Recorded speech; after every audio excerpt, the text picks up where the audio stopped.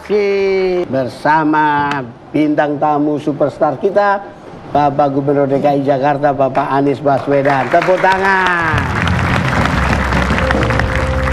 Nah, saudara-saudara di seluruh penjuru air dan juga hadirin wal hadirat semua, terima kasih. Pak Anies ini baru saja mewujudkan janji kampanyenya, yaitu menghentikan reklamasi. Tapi sebelum ke situ, mari kita saksikan ada beberapa artikel menarik, artikel berita menarik yang satu ini.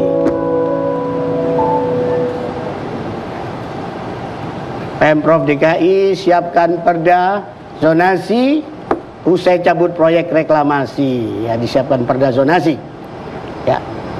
Kemudian ada berita lain lagi. Anies pembangunan pulau reklamasi. Dan berikutnya lagi, next. Nah, Anies cabut izin reklamasi 13 pulau di utara Jakarta. Ya, Pak Anies, Mas Anies, siap. Habib Anies. Siap. Anda ini sebenarnya anti reklamasi atau bagaimana sebenarnya? Saya petugas negara, Pak. Oh, petugas negara. Petugas negara, Pak. Itu penting, ya kan? Petugas negara.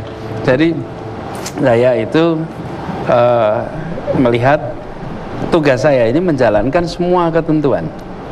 Oke, dulu saya punya janji, saya punya rencana. Jadi kalau saya punya janji mau membangun rumah, ya maka saya harus membangun rumahnya sesuai dengan prosedur ketentuan yang ada. Nah, termasuk dengan ini. Jadi ketika sampai pada persoalan reklamasi, bukan kemudian sekonyong-konyong saya tak batalkan.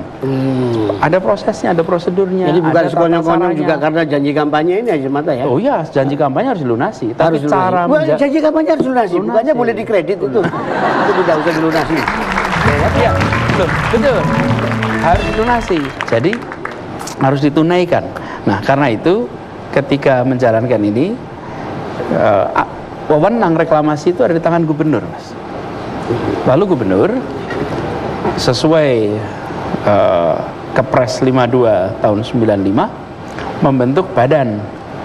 Nah, badan ini saya beri tugas untuk melakukan review atas semua izin reklamasi yang pernah dikeluarkan. Hasilnya adalah ada 13 pulau yang dicabut, lalu sudah ada 4 pulau yang sudah jadi reklamasinya. Iya, sudah ada bangun, segala macam. Sudah jadi tanahnya, sudah. Nah, ke-4 pulau ini di stop, tidak bisa meneruskan.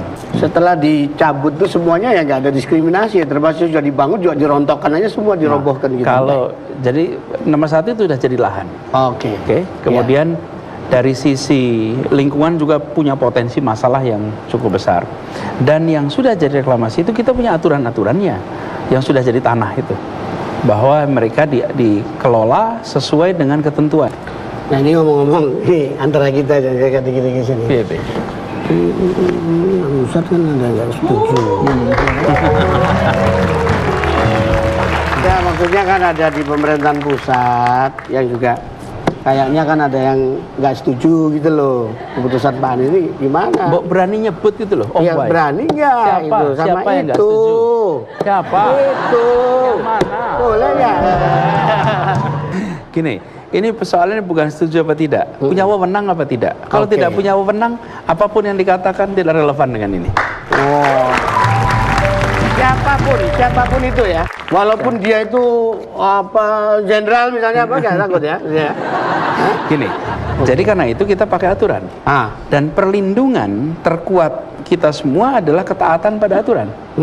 Kenapa saya membentuk badan? Kenapa saya melakukan ini semua pakai makan waktu? Karena saya ingin menjalankan ini sesuai dengan semua ketentuan. Karena ya, ada yang tanya, oh gimana kalau nanti digugat? Nah, ini ngomong gugat-gugatan ini rasanya kan ada pasti yang merasa dirugikan. Ya. Merasa kan bebas ya kan. Bangun ini itu, sudah menyiapkan ini itu ternyata dicabut. Ya. Konon di belakang itu sering jadi omong-omongan dari tetangga-tetangga saya di ujung aspal sana. Namanya itu ada naga bonar, ada naga ginza, ada naga geni, ada naga sastra, sabu inten, segala macam lah. Nah, Terhadap mereka ini bagaimana Pak Anies? Nanti ngadepinya? Iya, sebetulnya kalau ngadepinya sih gini aja, ikut aturan tidak selama ini, bahwa apapun besarnya, bila Anda melanggar aturan, maka negara akan hadir untuk mendisiplinkan.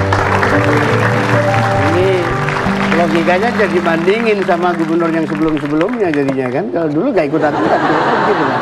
Nah kalau nggak ikut aturan, maka muncul ketidakadilan. Begini, menurut saya malah ini justru kesempatan untuk menunjukkan bahwa di ibu kota ketertiban sedang dihadirkan. Bahwa di Jakarta silahkan berusaha, silahkan menjalankan, sama sekali tidak ada halangan. Tapi ikuti semua ketentuan, jangan dibalik. Jangan dibalik.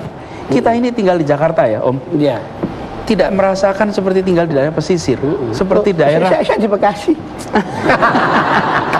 Daerah yang perlu pakai paspor nih. Jadi kalau di Jakarta ini rasanya seperti tinggal di tengah pulau.